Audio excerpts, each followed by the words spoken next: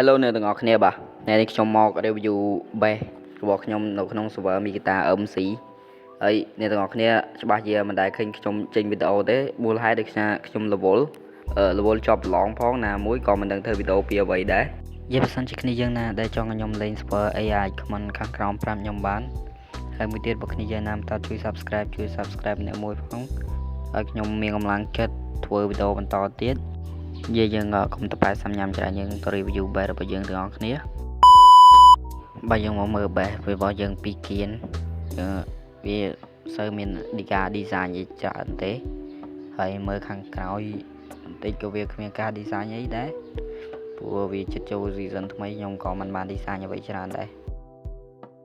bass របស់យើងគៀនវាមានតែប៉ុណ្្នឹងទេយើងទៅមើលពីមុខទាំងអស់គ្នាអូខេនេះគឺជាខាងមុខ bass របស់យើងបាទយើងចាប់ផ្ដើម review ពីប៉មពីខាងមុខហ្នឹងបើអ្នកទាំងអស់គ្នាបានមើលជាមួយនឹងប៉មរបស់យើងហើយយើងឡើងជាអ្នកទាំងអស់គ្នាបើយើងបានឡើងមកដល់ខាងលើហើយខាងលើហ្នឹងវាគ្មានស្អីច្រើនទេព្រោះខ្ញុំមិនបានដាក់ហឹបដាក់អីទេហើយខ្ញុំក៏តាមធ្វើថ្មីខ្ញុំមិនបានដាក់អីទេហើយប៉មខាងនោះយើងមិនបាច់ review ទេព្រោះវាដូចតែគ្នាទេយើងទៅ review ខាងផ្ទះរបស់យើងវិញបាទអ្នកទាំងអស់គ្នាបាទច្រើនតែយើងមកមើលចានបន្តដីរបស់យើងនេះគឺជា John Storage របស់យើងហើយមានដាក់ហឹបដាក់អីតិចតួចចឹងហើយមាន spawner មានអីហើយក្នុងហឹបហ្នឹងគឺមានរបស់ដូចជា diamond អីចឹង netherite តិចតួចដែរបាទវាមិនសូវមានរបស់ច្រើនទេគ្នាយើង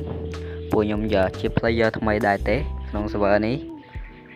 ហើយណាមួយវាគឺចិត្តចូល season ថ្មីខ្ញុំក៏មិនសូវបានលេងយើងអ្នកនរគ្នាបាទយើងមក review ពី channel របស់យើងវិញបាទចានក្រោមវិញវាមិនសូវមានអីច្រើនទេហើយ channel របស់យើងគឺវាមានកាច់ដៅសងខាងជាមួយនឹងបន្ទប់មួយហើយវាមាន spawner មួយដែរ spawner creeper ហើយមាន kit 45ជាមួយនឹង kit នេះខ្ញុំទិញគេចាញ់បោកគេរហូតបាទព្រោះទិញអស់ 15 MB ជាងគ្មានរបស់អីមានតែដីមានតែអីចឹងគេយកទៅដាក់យកទៅសេឈ្មោះវាដាក់ដូចធធ្វើអីចឹងណាហើយចាញ់បោកគេរហូតឆ្ងល់អ្នកលេងសបាហ្នឹងដូចមិនទេបាទប្រូស៊ីបោកគេសាហាវអ្នកលេងក្នុងសបាមីកាតានេះហើយសងខាងនេះគឺខ្ញុំដាក់ crystal មើលមកឲ្យវាមានអំណាចតែវាមានអំណាចអីវាមានគ្មានកាចអីបន្តិចអ្នកទាំងអស់គ្នាបាទយើងចុះទៅចាន់ក្រោមរបស់យើងវិញដើម្បីមើលប៉មនៅកណ្ដាលផ្សាររបស់យើងចាប់ផ្ដើមឡើងវាទៅមើលទាំងអស់គ្នាបាទគេយើងឡើងមកដល់ហើយវាគ្មានស្អីច្រើនទេព្រោះខ្ញុំមិនបាន design អីច្រើនទេដូចខ្ញុំនិយាយនៅដើមវីដេអូអញ្ចឹងគឺវាចូល season ថ្មីខ្ញុំក៏មិនបានធ្វើច្រើនដែរអ្នកទាំងអស់គ្នាបាទខ្ញុំបានចូលមកដល់ចុងក្រោមរបស់ខ្ញុំហើយចុងក្រោមហ្នឹងគឺខ្ញុំបានធ្វើអីហើយដែរតែខ្ញុំអត់បាន design decor ទេហើយក៏មិនមានដល់កន្លែង trap villager ដែរព្រោះខ្ញុំវាចូល season ថ្មីដូចដើមវីដេអូខ្ញុំនិយាយអញ្ចឹងវាចូល season ថ្មីខ្ញុំក៏មិនខ្ជិលធ្វើស្អីដែរខ្ញុំគ្រាន់តែមក review ឲ្យហើយមុននឹងចូល season ថ្មីអ្នកទាំងអស់គ្នាបាទយើងមកដល់លើវិញហើយបាទវាមិនសូវមាននេះច្រើនទេបែរខ្ញុំមានតែប៉ុណ្្នឹងព្រោះខ្ញុំបានប្រាប់នៅដើមវីដេអូអីគឺ